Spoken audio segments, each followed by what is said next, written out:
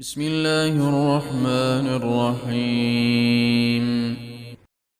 إن في خلق السماوات والأرض واختلاف الليل والنهار والفلك التي تجري في البحر بما ينفع الناس